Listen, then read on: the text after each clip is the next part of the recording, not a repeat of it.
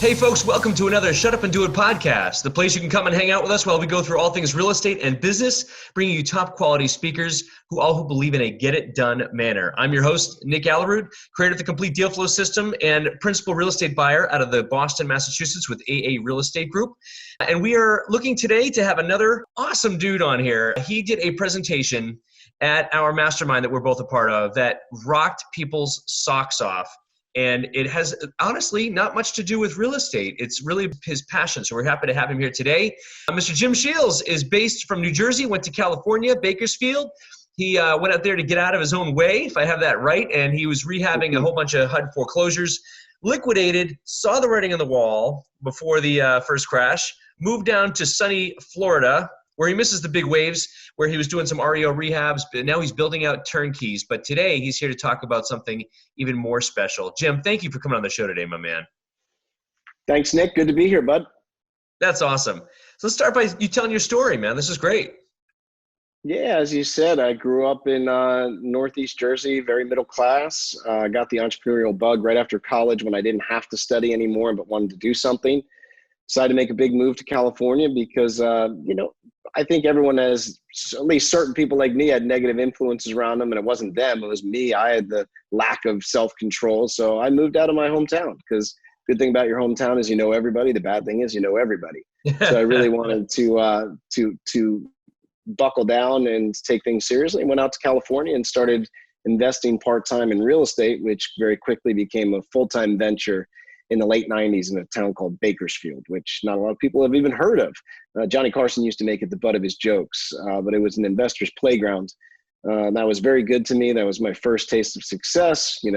Moved here before the '08 meltdown, which still went through a lot of pain in the '08 meltdown, although we did time a lot of stuff right. Still, I think all investors went through pain for the most part, with the exception of a few select areas. And then got really into the REO market here and then new construction. Then about 10 years ago, I started a family education company because it seemed like I was working with a ton of real estate investors, and some of them had a really good balance sheet and a really crappy home life. And no one ever wants to talk about that. That's a pretty sensitive subject.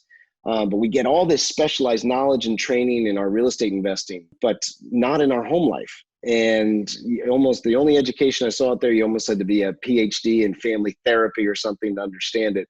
So I just wanted to design a company with my wife that was honest, practical, and could support people. As they grew their real estate business, their family would come with them. They wouldn't be left behind. That's brilliant, dude. So, what exit off New Jersey? Oh, shit. I always forget that one. You know what I mean? I was in Morristown, so dead center in North Jersey. People were like, oh, was that on The Sopranos? I was like, yeah, they mentioned it a few times, but we weren't the main hub of The Sopranos or anything. So that's sort of the ongoing joke up here in Boston. New Jersey's just one big turnpike, right? So it is. Yeah, right off the turnpike. But yeah, it was a good place to live. I don't miss the cold. Sorry, you Northeasterners up there with Nick. I love warm weather. I love the beach. I live right off of it now, which is always a dream of mine. And it just serves me. Some people love the cold. It's not for me. You're smarter than a lot of us are there, Jim. That's awesome. As an entrepreneur in California, what made you turn to real estate? Yeah, I remember looking back in the day at everything. I knew I wanted to do something on my own. That was clear. But I didn't know what. I was looking at franchises and different business opportunities. And I kept coming back to real estate. And it made sense to me. I like the tangibility. Again, I grew up in North Jersey where a lot of people flocked to Wall Street, which I had no interest in. It just didn't mesh with me. But I like the tangibility of real estate, the simple levers I think you could pull. And there was a stat I remember that said 7 out of 10 millionaires made their money in real estate. This was at the time, 22 years ago. And I thought, wow, that's pretty powerful. I like it. I enjoy it. I seem to have a pretty good touch on it. So why not go for that? So that was the opening of my real estate stuff. And people say, well, what was the best real estate class you ever took? Oh, without a doubt, and I've taken lots of real estate things, been in masterminds with you. The best real estate class I ever took was 432 North M Street, Lompoc, California. My first deal ever, 3-family house, bought out a probate sale. I learned more from that one deal. All the education I've been storing up and unleashing it on that deal, I learned more from that one deal than any other class I've ever taken. And curious, did you actually make any money, or was it a break even or a lost deal? Nick, And this is, I don't know if it was a blessing or a curse. Again, we made a ton of money on that deal. So it was an absolute home run. So bought it classic. The units were in bad shape. We emptied them, fixed them up. The rents went up like 40%. The value since we had fixed up went up like 35%. This is in like 3 months, of doing the sweat equity. We ended up selling it later for a few $100,000 more. So it served its purpose. I hit a home run on my first deal. But that was lucky. And then after that, guess what, Nick? There were some singles and doubles, and then there were some not singles and doubles. There were some real strikeouts, and I think that's kind of the numbers game of pulling the trigger. And again, each time I pulled the trigger, I did learn something. You got it. You nailed it. A lot of people who know me on this know the first 5 deals I ever did were my also foray into real estate, where I lost everything plus $400,000 in the hole. So it's, but like you just said, that was the learning experience. I could have, bought a whole bunch of courses, or I could have gone through that, and I got hurt, and you learn from it. You came out great. There's a bunch of people out here that, would make $200,000 on their first deal, and then they have home run complex, and everything they touch is made of gold, they think, until it's not. So you had that. No man's bigger than the market. And again, we sold out of a lot of property in before 08, but we had some real pain in 08 too. You know what I mean? Because what we did have left, rents had dropped 40%, value 60% on the stuff we had left. I mean, that was a really dangerous situation. But I'll tell you, it made me smarter.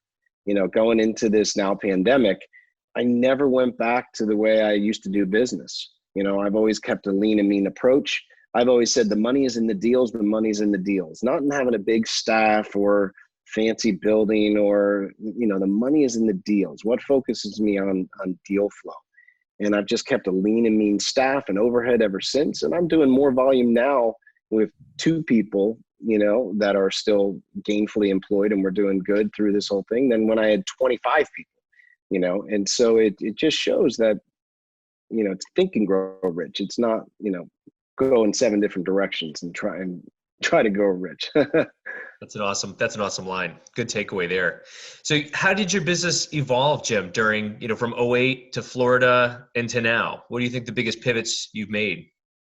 Yeah, by the end of 08, we had I had a pretty good reputation, did a lot of speaking, but I just always enjoyed at different real estate events. And people started saying, hey, could we hire you out to help us get some of these foreclosures in Florida? Because right away, I mean, the bottom pulled out pretty quick, and there were great deals. So I started working with a lot of people on helping them get properties here in Florida, and that went really well. The REO market was really good to us. But about 5 years ago, things started to dry up.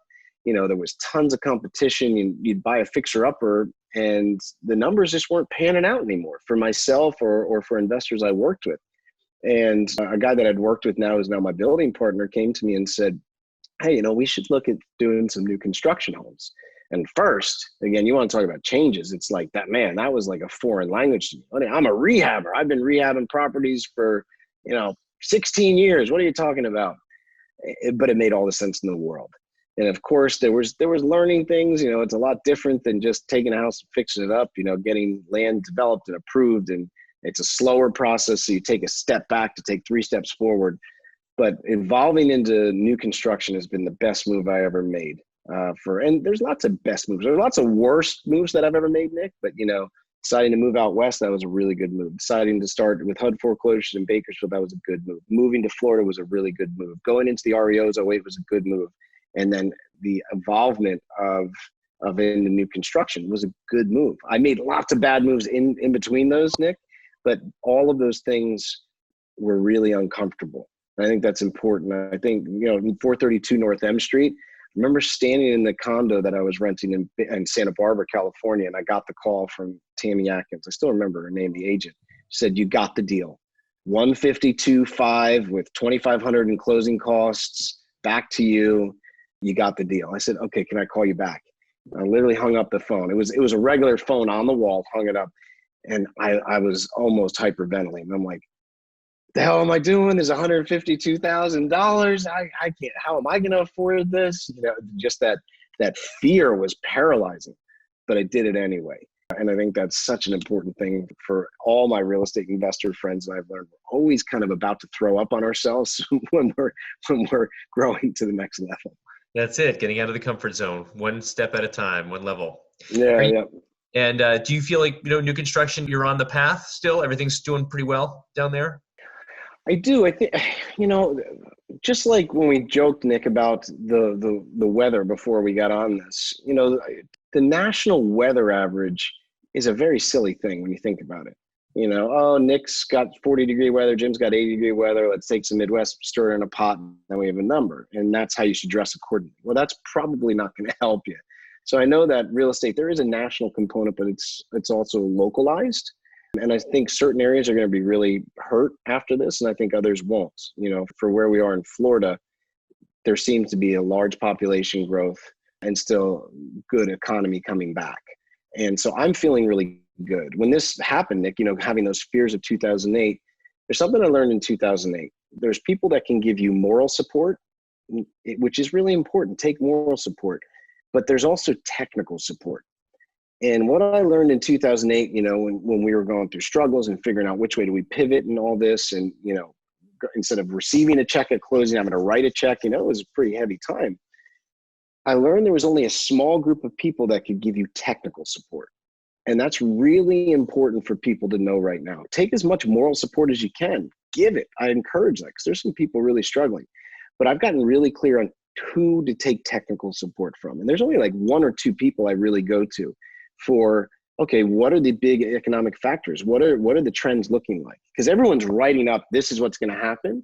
But I say, okay, what's their background? What's their track record? So the people I follow, this economy group out of Texas, they've called everything since 1985. I wish I had listened to them more in 07, 08. So I went right to them. I said, what are they saying about it? And what they said is single family new construction, which I consider 4 units or less, what we stick to, is going to be one of the leading charges out of this pandemic.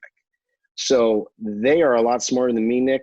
I don't understand all the variables, but I've tried to go to people who've been there, done that, have called things right, and just to that, because there's so much noise out there.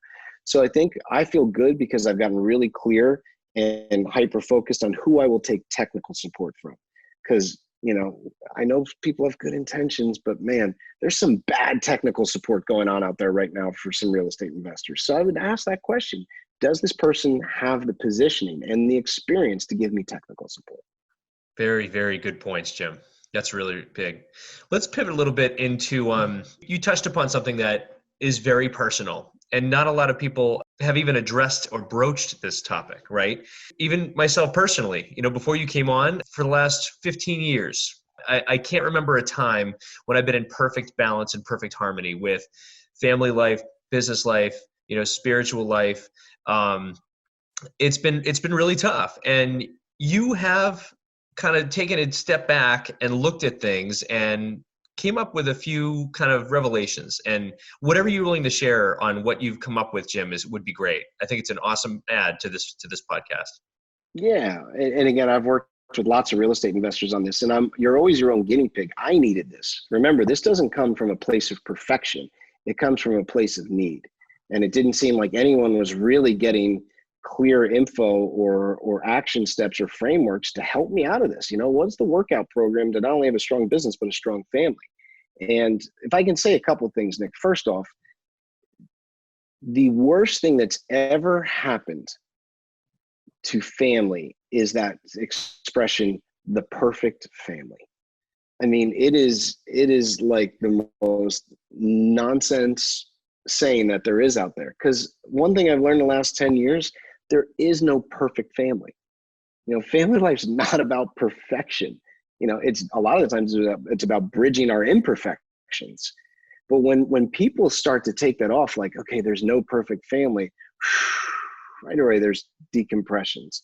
And right now, especially with people, what they're going through, everything got brought home suddenly. Work, family, school, it's all happening at home, right? My wife joked the other day that today feels like April 57th.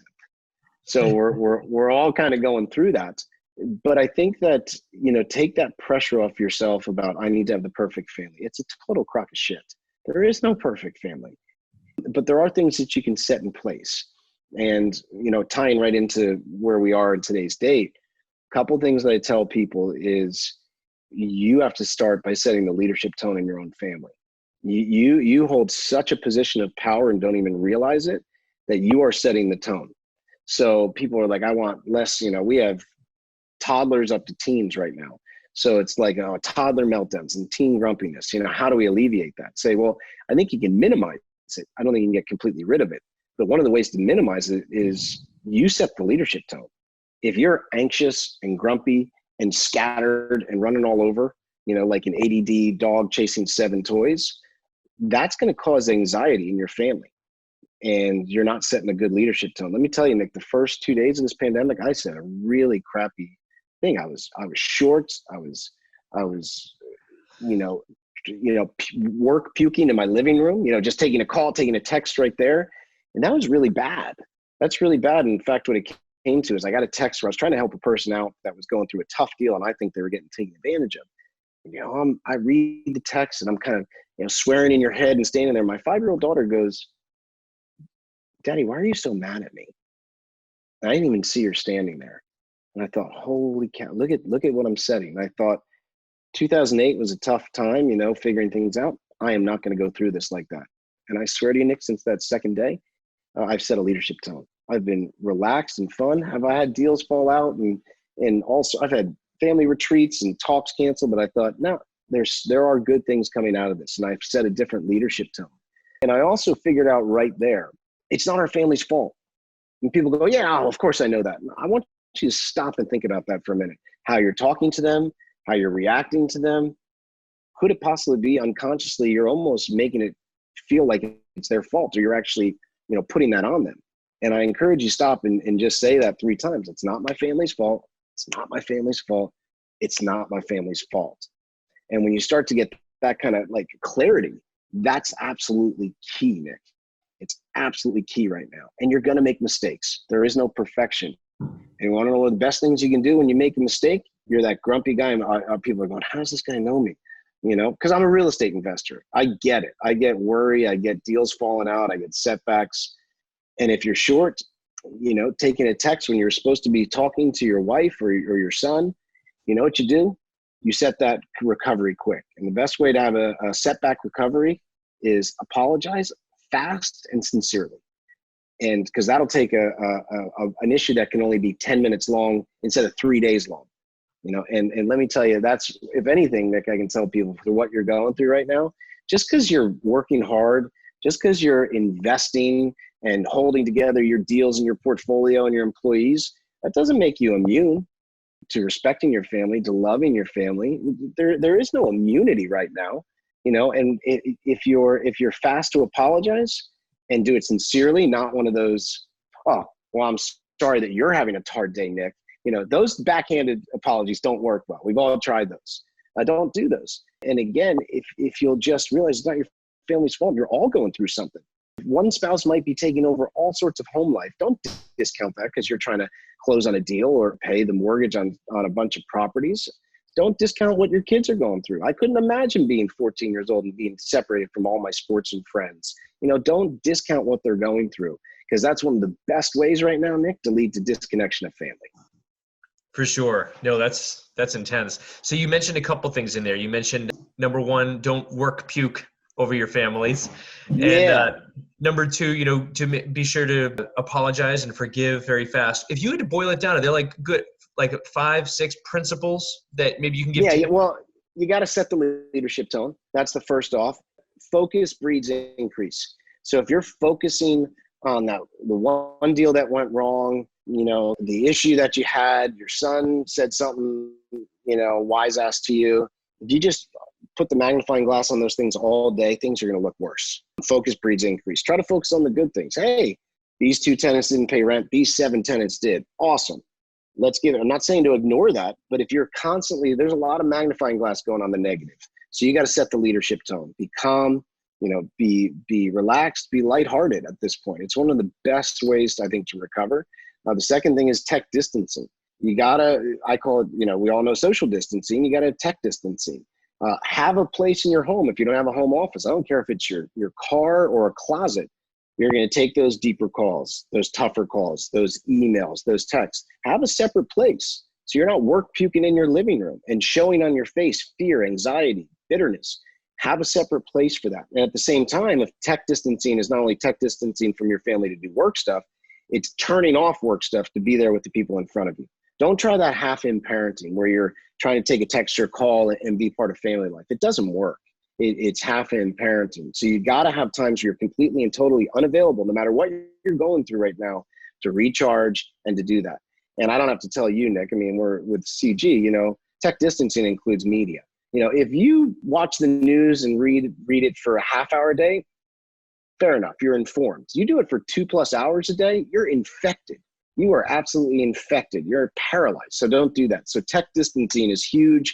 Another one is revise. We all heard, okay, when you get home, and we got interviews on it, you got to set a schedule. Everything's been brought home, family, work, school, let's put together a schedule. Well, most people try to schedule and it went horribly wrong, like we did, and then within 2 days it fell apart. And so I've worked with a lot of families and I say, okay, what did you do then? They're like, well, it fell apart after 2 days, and ever since it's been chaos. And I said, what? Come on. A lot of these are entrepreneurs. You're an entrepreneur. You got to revise. You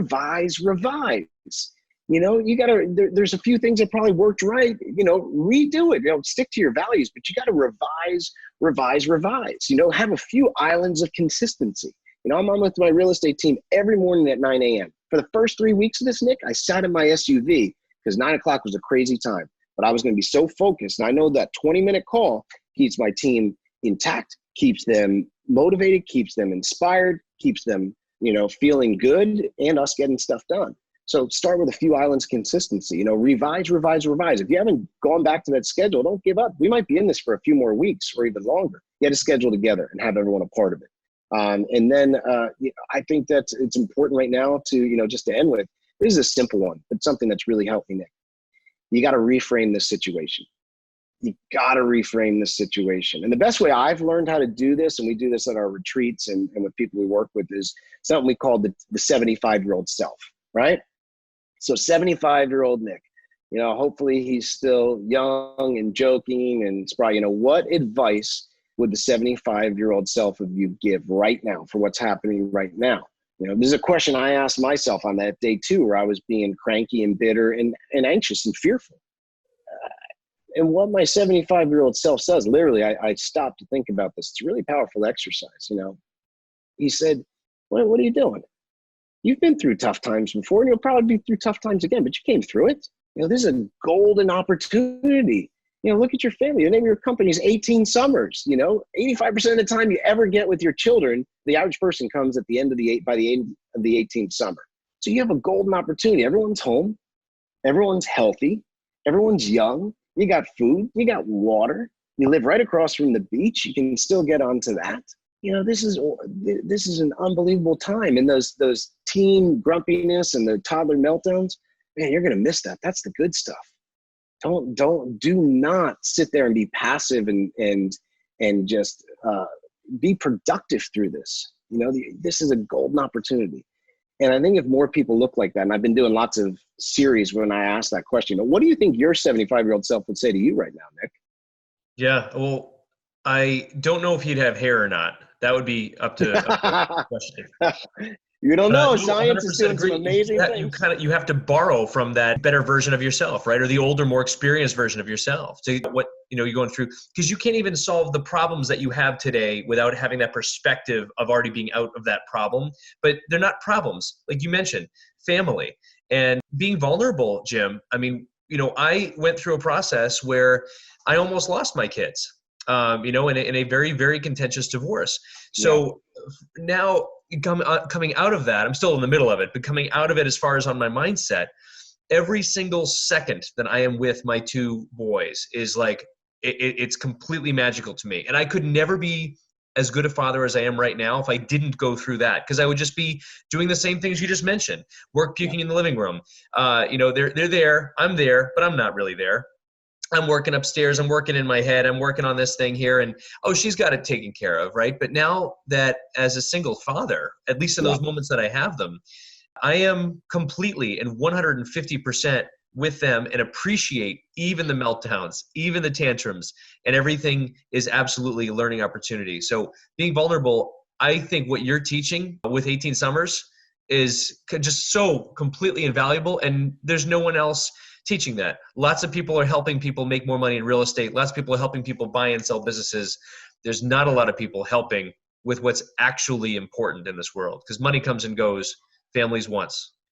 Yeah. And the financial freedom is important, and that entrepreneurial training and knowledge and wisdom. And, the best thing I ever did was learning real estate investing. That was my one specialized skill that I was able to grow off of. But why do we all do it? Normally we wanted the strength of our relationships is one of the most important things we want. It usually starts with family. I mean, so many people, you go back to that early real estate investor. I want to do it differently. I want to have the freedom to go places, give my kids the things I didn't have. This is a common theme, but we get there and then we're running so fast with the best intentions, but you don't want to climb that entrepreneurial mountain so hard, so fast with great intentions, and then look around and your family's not necessarily gone, Nick. But if you really had to be honest, you might be viewed as a stranger. You're a part-time disciplinarian or just an ATM machine. And that creates a real disconnection of, whether you understand what's happening or not, guilt, depression, and bitterness. And none of us want that. But what I found is we can save this issue from ourselves by just setting a few things in place. That's the encouraging thing here, where people are like, oh my gosh, well, I'm so far behind. That's okay. Like what you're saying you're going through. Nick, you set like 3 or 4 things into motion. Is it going to get you all the way there? No, but it's going to get you 80% of the way there. You know what I mean? You have times where you're going to work and then tech distance and just be with your boys. We call it the Mealtime Challenge. When they're with you, have dinner at the same time every night. No phones are on for an hour. And then you ask some questions. We like to ask, what was your best part of the day? What was your weirdest part of the day? You do that, Nick, that's one of the best things that I can give you with those boys. What's the best part of the day? What's the weirdest part of the day? You're going to hear some really cool stuff that you didn't know what it was. And weirdest is not negative. It's just like, what was odd? My daughter the other day said, it was really weird to go to Granny and Poppy, she's 5, and not be able to hug them. My parents are in their early 80s. We dropped off groceries. We're waving and talking from, keep safe. That opened up a huge conversation for not only, our little ones, but our teens. And these are the conversations, but a little bit of tech distance, turn off the phone at meals, set the leadership tone. It's a super important thing. So you're not talking about a ton of things here, but just a couple of things that you rely on so you're not getting overrun. Nice, Jim. Amazing shares here. Do you have any specific routines that you yourself follow every day to keep you grounded, to keep you on track? Yeah, well, the Mealtime Challenge is, every day, 5:30 to 7:30, sometimes 6 to 8 if things run over, all electricity is off in our house. There's no phone, laptop, TV. It doesn't mean we're all just sitting there staring at each other, but it is a decompression time where they're there. We found that meals are slowed down that way. The average dinner 60 years ago was 90 minutes. The recent studies show that the average one now is 12 minutes. We're all rushing off to something. So that's good. I believe in starting the morning right. Every morning I wake up, I say a prayer with my wife, and I'm not a very religious person, but it's something that we've always done. And I go up and watch the sunrise. That's a thing, and then come back, do a meditation, and usually work out. That's either in the ocean or elsewhere. So that's kind of a common thing. And then I also have my daily huddle with my team. If you're a real estate investor right now, that simple 9 a.m. meeting every day, it's average of 10 to 20 minutes, has absolutely, strengthened our team. So those are 3 things right now that I would highly encourage. Mealtime Challenge, if you're with your kids, be there, be completely shut off. Don't take a text at the dinner table. Come on. And then have a good morning routine. And if you're a real estate investor, do you have a daily huddle? The daily huddle is just, I was taught by my friend, I told you, Daniel Marcos and Vern Harnish. That was just so key to my business. Mm-hmm. Totally. 1000% agree. And people here they're yearning for any connection right now, right? And the daily huddles, the best part about these daily huddles that we definitely have with our team is that even after this is over, right, that's going to remain. And people still have these connections that we're making, these deep changes and as you said, revise, the things that we're doing right now to prepare for this different what is this different? What is this new normal?